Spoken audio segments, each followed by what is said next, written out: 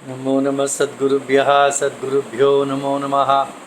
नमो नमः सद्गुरुभ्यः सद्गुरुभ्यो नमो नमः। ज्ञानवैराग्यसम्पूर्णान् हरिभक्तिपरायणान् पूर्वाचार्यानहं वन्दे सम्प्रदायप्रवर्तकान् भगवत्पादमाचार्यं श्रीमद्रामानुजं मुनिं श्रीमदानन्दतीर्थं च रामानन्दयतिं हितं श्रीवल्लभं च निम्बार्कं कृष्णचैतन्यमेव च ज्ञानेश्वरं तथान्याञ्च पूर्वाचार्यान् स्मराम्यहम् आचार्येष्वपि सर्वेषु तारतम्यं विना कलौ शुद्धं भागवतं धर्मं जग्राह प्रेमिको गुरुः। कलिकालान्धकारेण व्याप्तं भुवनमण्डलं विलोक्य कृपयाचार्यचक्रे वैष्णवसंहितां हरे रामेति कृष्णेति नाम संकीर्तनं सदा लोकक्षेमाय कुर्वन्तं प्रेमिकं सद्गुरुं भजे।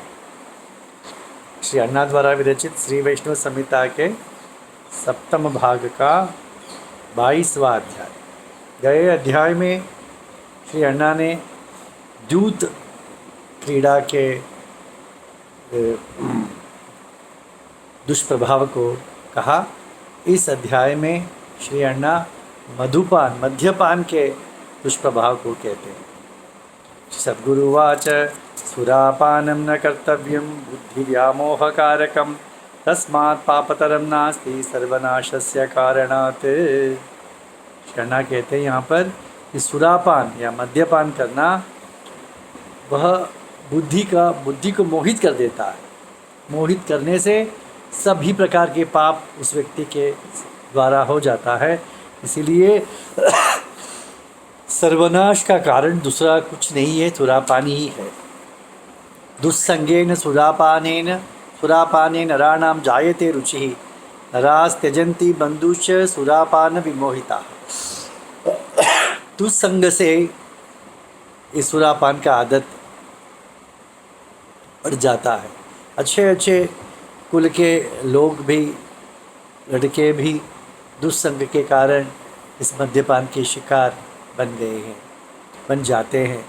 तो सुरापान में आहोश में आकर वह व्यक्ति अपने बंधु, पति, पत्नी सभी को छोड़ देता है, त्याग देता है।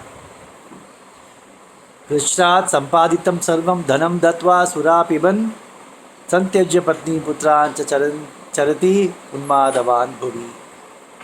अपने कष्ट से जो संपादन किया है धन सबको मद्यपान में खर्च कर देता है और अपनी पत्नी, बच्चे सभी को छोड़कर पागल जैसे विधियों में भटकता रहता है।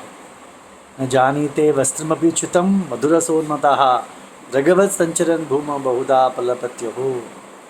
अपने शरीर से वस्त्र छूट गया है, इसका भी उसे सुध नहीं रहता है और कुछ प्रलाप करते हुए पागल की भांति भृगवत कहा है,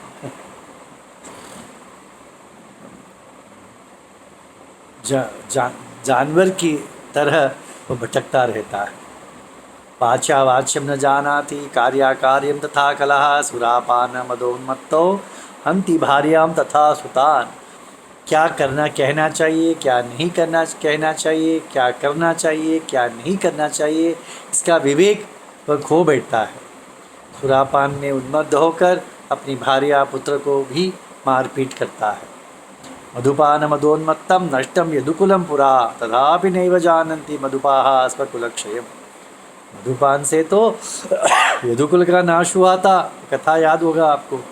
तो फिर भी लोग नहीं जानते हैं मधुपान से क्या क्या कुछ स्वकुल का नाश होता है, ये नहीं जानते हैं लोग। क्षमा सत्यम दया शांति अहिंसा समता तथा मान्यता धर्मनिष्ठा च मधुपानेन नश्यति। मधुपान से का दुष्प्रभाव क्या है? क्षमा, सत्य, दया, शांति, अहिंसा, समता, ये सब गुण मधुपान से नष्ट हो जाते हैं। आलस्यंच तथा निद्रा पैत्यम उन्माद एव च कलहश्च तथा मृत्यु मधुपाने न जायते। और मधुपान से का नेगेटिव उसका दूसरा प्रभाव क्या है? तो कहते हैं आलस्य, निद्रा, उन्माद, मोहित होना, कलह, झगड़ा, अंत में मृत्यु, यही मद्यपान का फल है।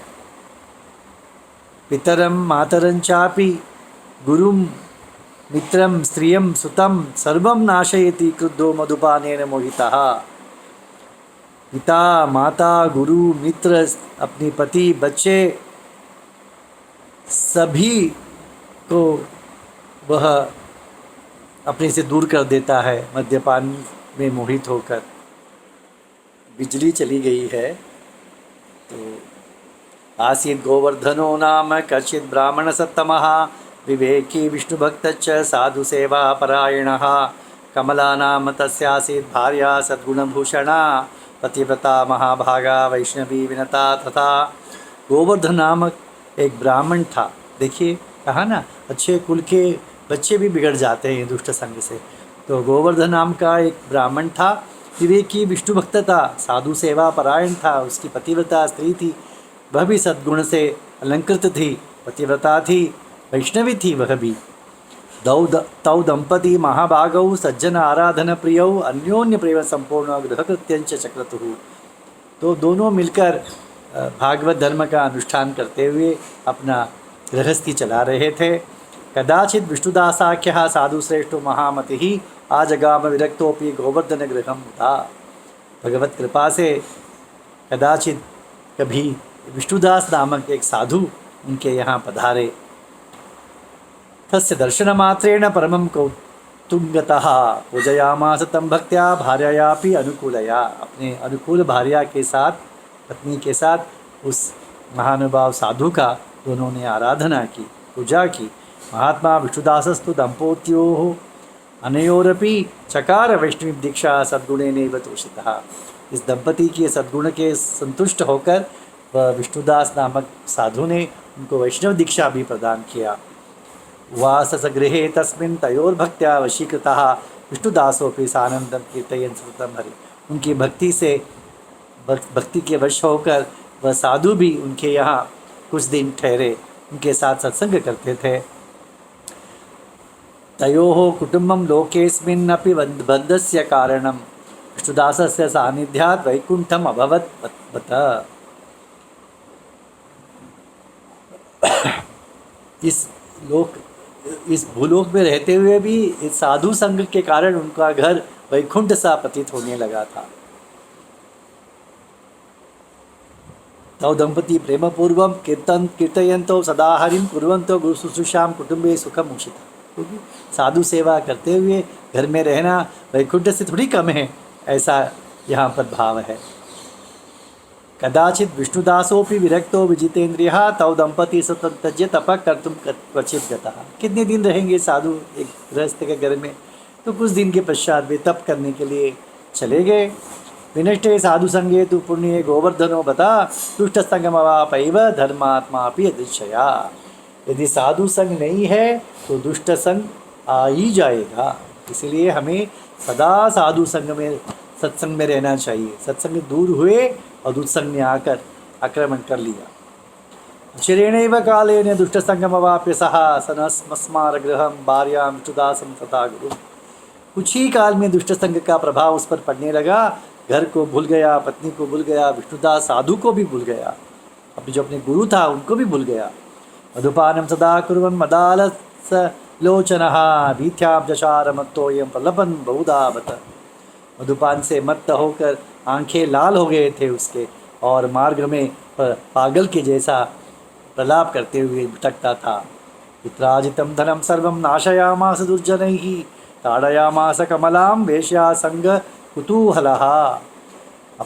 अपना धन तो नष्ट कर दिया, पित्राजित अपने पूर्वजों का धन उसके पास था, वह भी सब दुर्जनों के साथ रहकर सब मिटा दिया, और अपनी पत्नी, पतिव्रता पत्नी कमला को उस वेश्या के वशीभूत होकर इसे मार पीट करता था। मधुपान मनोद्बत्तम विस्मृत स्वीय बांधवम विलोक्य कमलानाथम नितराम दुखम अपासा। ऐसे मधुपान में मत्त होकर पत्नी बच्चे को भूल गए, अपने पति को देखकर बहुत दुखी हुई वह। दुःखस्यान्तम अपश्यन्ति पश्यन्ति पतिमीदृशम विष्णुदासम महात्मानं स्मृत्वा स्मृत्वा गुरुदसः। अपने दुख का अंत कब होगा? अंत तो दिखाई नहीं दे रहा है। मेरा पति तो ऐसा है, ऐसा दुख करके अपने गुरु को स्मरण करती थी, कब मेरे जीवन में सुबह आएगा।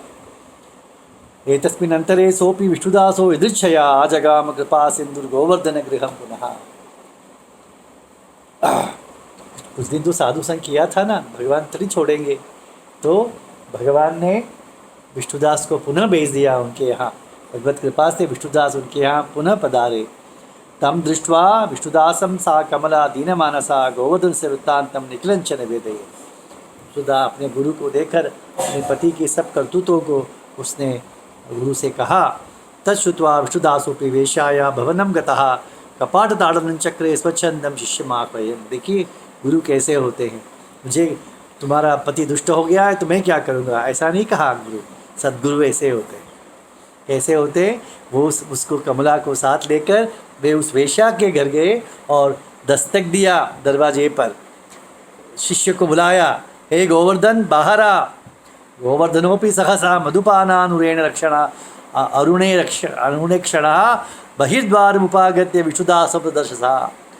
मद्यपान से लाल हुए आंखों द्वारा वह गोवर्धन दरवाजा खोला तो देखा गुरु को। तस्य दर्शन मात्रेण तत्प्रेम विवशीकृतः सस्मरन् पूर्व वृत्तांतम प्ररोध सुस्वरम। गुरु को कुछ कहने की आवश्यकता नहीं पड़ी। गुरु के दर्शन मात्र से ही वह पश्चाताप हो गया उसे और वह जोर से रोने लगा। विष्णुदासस्तमानीय प्रेमपूर्वम गृहम पुनः बहुधा बोधयामास धर्मम भागवतम महान। तो विष्णुदास गुरु ने अपने शिष्य को घर पुनः ले आए, उसे भागवत धर्म का उपदेश किया। पुनः पश्चातापेन संयुक्तः स्मृत्वा पापम कृतम महत् विष्णुदास पदाम्बोजम गृह्णन् चुक्रोश वैष्णवः। और अपने जो पाप किया है, जो दुष्ट संग से हमारा जो नाश हुआ है, पाप जो हुआ है उसके संदर्भ में बहुत पश्चाताप हुआ उनको और विष्णुदास के चरणों को पकड़कर रोने लगे वे। शांतयामास तं प्रेम्णा विष्णुदासो दयानिधिः गोवर्धनो यथा पूर्वमासी धर्मपरायणः। विष्णुदास की कृपा से वह पुनः भक्त धर्मात्मा भागवत बन गया। कमलापि स्वभर्तारं प्राप्य प्रेम समन्विता चकार गुरुसेवां च यथा पूर्वं मुदान्विता। कमला को अपने पति मिल गया, बच्चे को अपने पिता मिल गए, गुरु को अपना शिष्य मिल गया। ऐसे सब पुनः भागवत धर्म का पालन करते हुए गृहस्थी चला रहे थे। तस्माद्धि वैष्णवो भक्तो दुस्संगम दूरतः त्यजेत् तस्तु मधुपानादि पातके जायते रुचि। इसलिए वैष्णव को क्या करना चाहिए, दुष्ट संग से दूर रहना चाहिए, क्योंकि दुष्ट संग से मधुपान आदि द्यूत क्रीड़ा वेश्या संग आदि सब पाप आ जाते हैं, उसमें रुचि होने लगती है और सब पापी बन जाते हैं। इसलिए वैष्णव को चाहिए कि दुष्ट संग से दूर रहना चाहिए। ऐसे उपदेश करते हैं श्री प्रेमी केंद्र सद्गुरु महाराज की जय।